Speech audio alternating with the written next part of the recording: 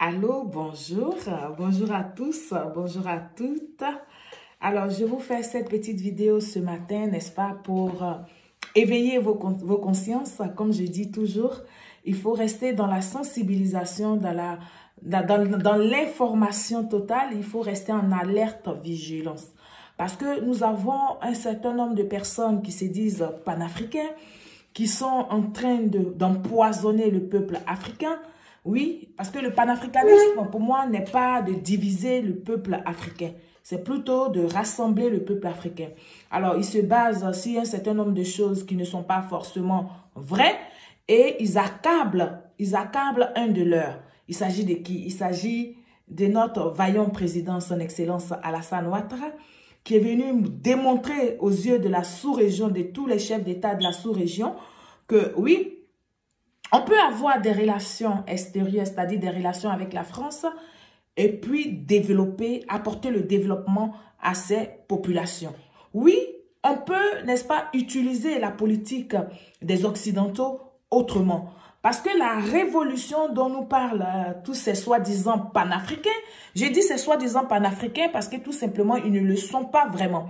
Oui, ils n'ont pas les gestes qu'il faut pour qu'on les appelle des panafricains. C'est plutôt des envieux, des aigris, des haineux qui sont soutenus financièrement par certains mercenaires. Oui, parce que une république ne peut pas soutenir ce genre d'individu qui s'appelle, n'est-ce pas, qui se nomme panafricain. Et donc, nous avons eu aujourd'hui la chance, et c'est pour ça que j'explique à cette jeunesse qui nous regarde, qui nous écoute sur les réseaux sociaux, il faut savoir faire la part des choses. Oui, il faut faire la part des choses. Aujourd'hui, la Côte d'Ivoire a décidé de faire de la politique autrement. La Côte d'Ivoire a décidé d'empêcher, n'est-ce pas, d'empêcher ceux-là même qui veulent accéder au pouvoir d'État sans passer par les urnes. La Côte d'Ivoire a donc décidé de mettre fin à cela. Et c'est pas pour ça que vous allez nous en vouloir. Oui, nous avons traversé des situations difficiles en Côte d'Ivoire. Mais à un moment donné, nous nous sommes regardés dans le rétroviseur et nous avons dit stop. Nous nous sommes regardés véritablement, nous avons dit stop. Parce que qu'est-ce qui provoque toutes ces choses? Mais c'est le fait que les gens veulent, n'est-ce pas, accéder au pouvoir sans passer par les urnes. Nous réclamons la démocratie partout. Nous parlons de la démocratie. Nous parlons des droits de l'homme et tout ça. Mais la démocratie commence d'abord par les votes. Commence par le bulletin de vote. C'est-à-dire commence par, n'est-ce pas, élire son président dans les urnes. La démocratie, c'est aller dans les urnes pour s'exprimer. La démocratie, c'est pas la force. La démocratie, c'est pas les muscles. La démocratie, c'est tout simplement le débat d'idées. La démocratie, si on n'est pas d'accord avec quelqu'un, on attend sagement que son mandat soit à la fin. Entre-temps, on se prépare pour présenter un programme qui est différent de celui qui nous a proposé, celui pour lequel vous n'êtes pas d'accord.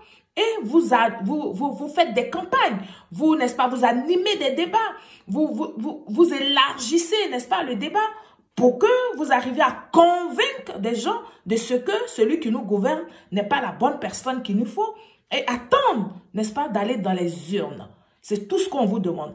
Allez dans les urnes. N'allez pas, ne vous concentrez pas sur des choses futiles, sur des choses inutiles.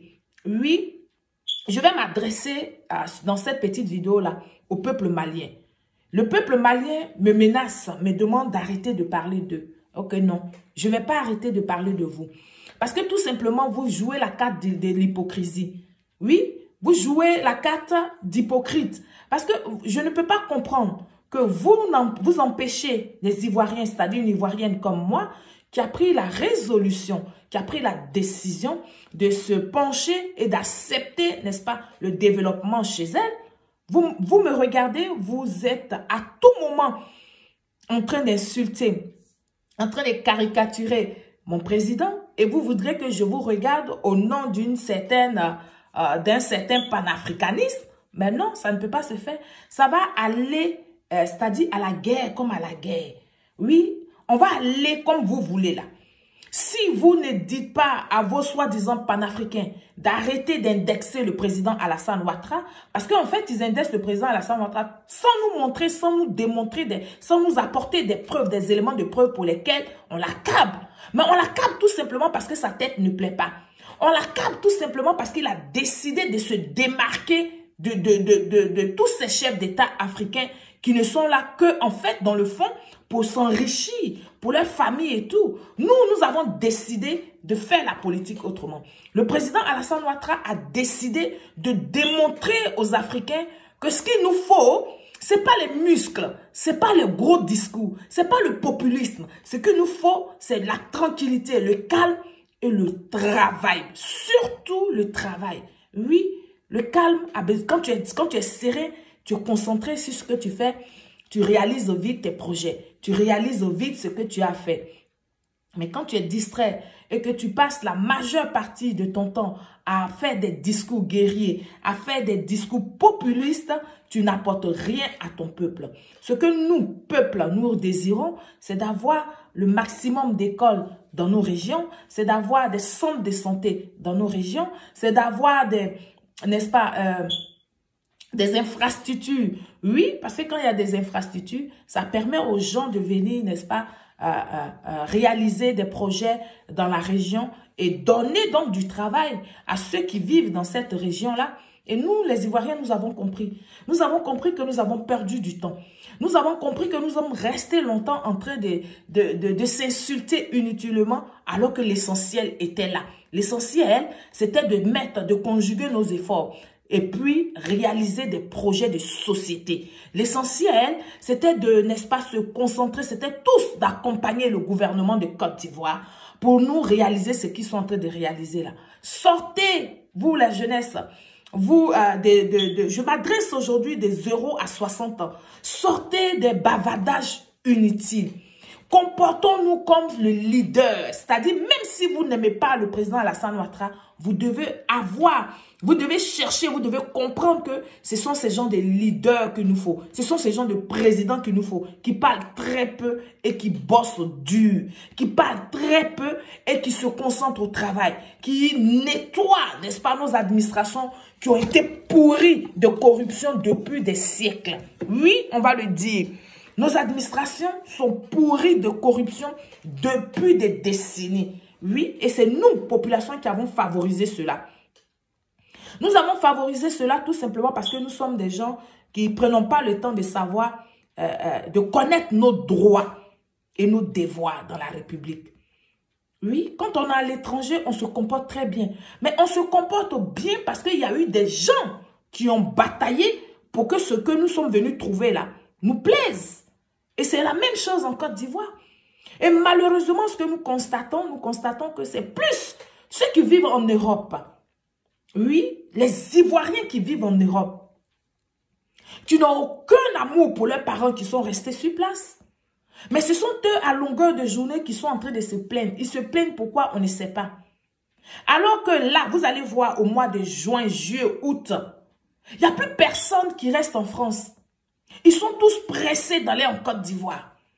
Mais si vous soutenez tous ceux qui parlent de révolution, tous ceux qui parlent de coup d'État, tous ceux qui parlent de soulèvement populaire, parce que vous avez commencé encore en disant que les denrées alimentaires ont augmenté. Mais vous vivez en Europe, vous savez qu'aujourd'hui en France, avec 100 €, on ne peut plus faire ses courses.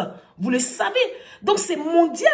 Pourquoi voudrez-vous que les choses augmentent partout et qu'en Côte d'Ivoire, parce que c'est le président Alassane Ouattara qui est président là-bas, que le prix des denrées alimentaires baisse? Allez travailler dans les champs. Encouragez vos jeunes gens, vos jeunes enfants, vos jeunes filles à retourner de temps en temps à la terre. Allez planter les tomates. Allez planter les salades. Allez faire ce que vous pouvez. Mais mettez-vous au travail. En un seul mot, mettez-vous au travail. Arrêtez de vous plaindre. Oui, et quant à vous qui vivez en diaspora, là, vous êtes toujours là, vous avez commencé à payer vos billets pour août, pour les vacances. Est-ce que si le pays est dans un désordre, c'est vrai que pour la plupart d'entre vous, vous partez qu'en vacances. Vous n'avez pas de projet pour la Côte d'Ivoire. Vous n'avez même pas d'ambition future. dans un futur proche. Non. Pour vous, vous vivez en Europe, point, vous allez rester en Europe. Mais si vous avez décidé de rester en Europe, vous n'allez pas nous pourrir la vie. Pour que à chaque fois, nous qui sommes en Côte d'Ivoire, là, vous emmenez les perturbations et que nous vivons très mal, vous vivez bien. Et quand on essaie de stabiliser la Côte d'Ivoire, vous êtes les premiers à courir pour quitter la diaspora pour aller en vacances. Donc, c'est à vous que je m'adresse, vous les gens de la diaspora. Il est grand temps que vous changez vos manières. Il est grand temps que vous changez de langage. On ne vous demande pas de donner de l'amour à son excellence Alassane Ouattara. Tout ce qu'on vous demande d'être patriote. Tout ce qu'on vous demande d'être patriote. Et être patriote, c'est défendre sa nation. Être patriote, c'est aimer sa nation. Être patriote, ce n'est pas d'inciter les jeunes à la haine et au soulèvement populaire. Non. Être patriote, c'est d'emmener les jeunes, n'est-ce pas, à respecter les institutions de leur pays. C'est de ça qu'il est question. Donc, vous qui êtes à la diaspora, là, oui, la fille du Père vous parle ce matin. Changez vos mentalités. Vous êtes en Europe, restez en Europe avec vos esprits, avec vos mentalités. Ne venez pas seulement en Europe avec votre corps et puis votre mentalité va rester à Djamé ou bien va rester à Guibérois. C'est moi qui le dis. Bataillons tous, n'est-ce pas, pour conserver cette paix, ce semblant de paix en Côte d'Ivoire. Et d'ailleurs, nous devons faire des efforts pour que ça soit total, pour que ça soit effectif, n'est-ce pas? Pour que cette paix-là soit palpable entre les Ivoiriens. C'est de ça qu'il est question. Et donc, là encore ce matin, c'était pour vous dire ça. C'était pour vous dire que la Côte d'Ivoire est en chantier. De la même façon que quand vous vous réveillez en Europe, ici, la France est en chantier, c'est comme ça que la Côte d'Ivoire est en chantier. La Côte d'Ivoire est en train de faire son petit bonhomme de chemin.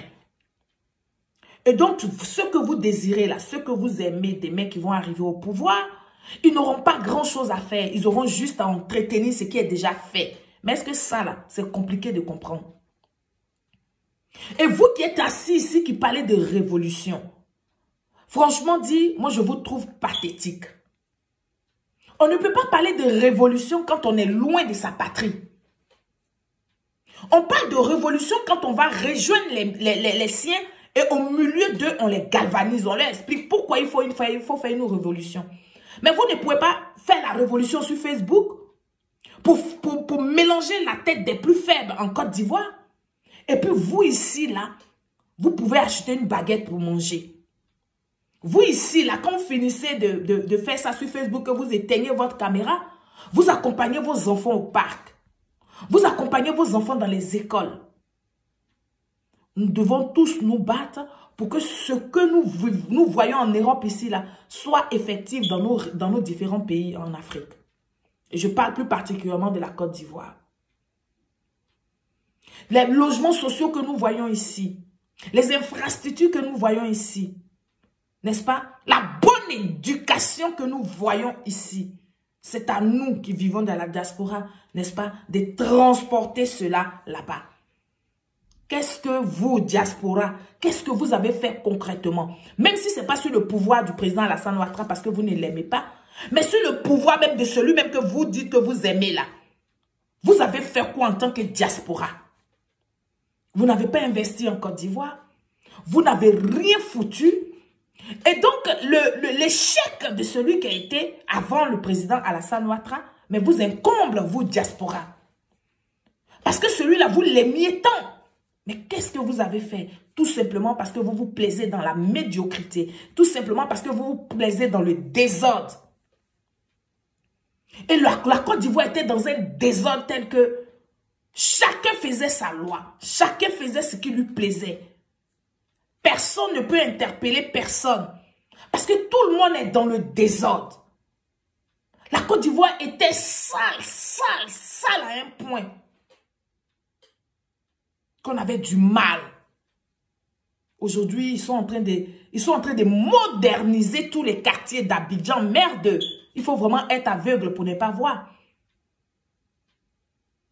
Il faut vraiment être méchant pour ne pas savoir que les choses évoluent en Côte d'Ivoire. Mais dans le bon sens. Vous êtes des panafricains. Vous êtes des soi-disant patriotes. On a déniché votre mot patriote là. Votre mot patriote là, c'était une escroquerie morale que vous avez fait au peuple de Côte d'Ivoire. Parce que vous n'êtes pas patriote. Parce que le peuple de Côte d'Ivoire ne sait même pas ce qu'il veut dire le mot patriote. Ils se sont jetés dedans pour soutenir un individu. Ça veut dire qu'on est patriote. Ils employaient le mot patriote. Oui, les patriotes, sortez, les patriotes, sortez. Que dalle. Vous n'êtes pas des patriotes. Vous êtes des fouteurs de troubles de la République. Oui, un patriote défend, je dis bien, défend les drapeaux de son pays. Le drapeau de son pays. Un patriote éduque la masse. Oui, un patriote amène la masse à respecter les institutions de son pays. Merde. On va vous dire ça comment? Alors, ce matin, c'était ce que j'avais à vous dire. Je voudrais dire au peuple de Côte d'Ivoire de rester vigilant. Oui, parce que Soro Kibafouri Guillaume s'est payé, n'est-ce pas, des mercenaires. Soro Kibafouri Guillaume s'est payé des sorciers qui sont sur Facebook, qui à longueur de journée salissent le nom de la Côte d'Ivoire. Oui, quand on agresse son excellence Alassane Ouattara, c'est le peuple de Côte d'Ivoire qu'on agresse. À quel moment vous allez comprendre cela? Et donc, je voudrais vous dire de vous maintenir en éveil de conscience. Si ce, reconnaissons tous que son excellence Alassane Ouattara est le meilleur président, n'est-ce pas, de l'Afrique de l'Ouest. Et vive son excellence Alassane Ouattara et vive la Côte d'Ivoire. Merci et au revoir.